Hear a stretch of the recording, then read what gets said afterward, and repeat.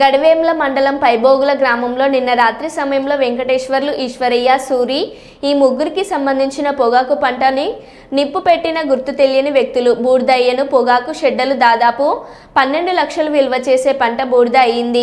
చేతికి వచ్చిన పంట 2-3 రోజుల్లో అమ్ముకునే పంట అని రైతులు ఆవేదన వ్యక్తం చేస్తున్నారు.